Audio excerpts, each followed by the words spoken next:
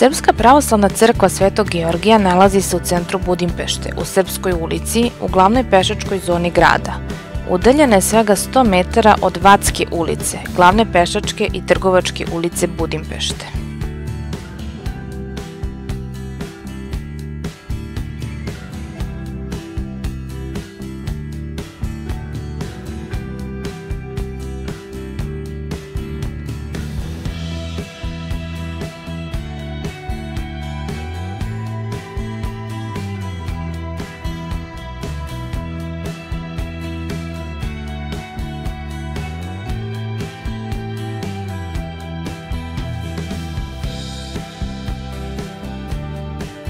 Srpska pravoslavna crkva Svetog Georgija, u svakodnevnom govoru poznata kao Srpska crkva, jedini je hram Srpske pravoslavne crkve u Budimpešti.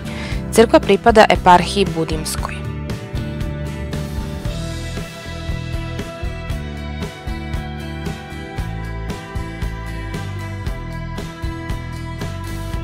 Srpska crkva na ovom mestu postoji jako dugo.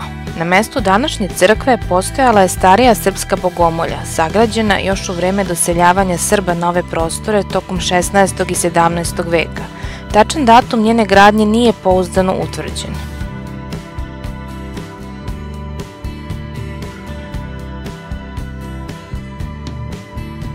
Prvobitnu crkvu obnovio je i osveštao 1698. godine patrijarh Arsenije III. Čarnojević, koji je u to doba stolovao u blizini, u Vatske ulici.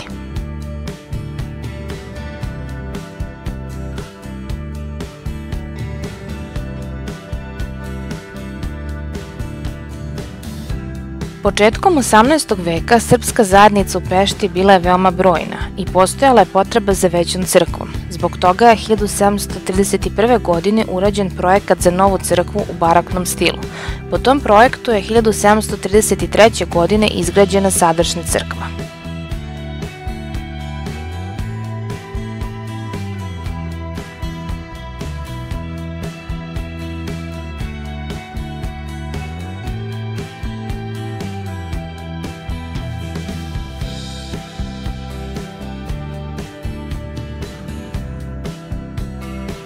Barokni zvonik je dograđen 1752. godine, čime je crkva dobila sadašnji konačni izgled. Prvobitni ikonostas za crkvu je uradio Stefan Tenecki 1760. godine.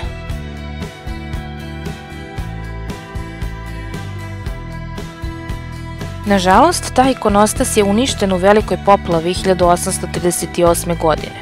Zato je 1850. godine urađen novi ikonostas koji je uradio jedan grčki umetnik.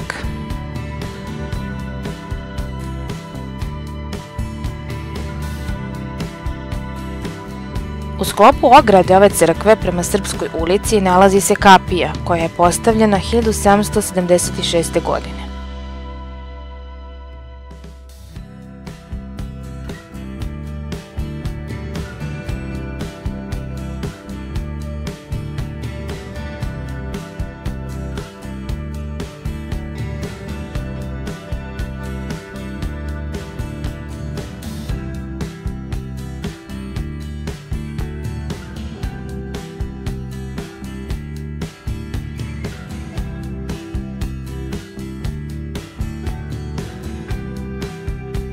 U oltaru se nalaze mošti Svetog Georgija. Tačnije, ovde se nalazi deo kosti šake koje je doneo monah German iz Svete zemlje.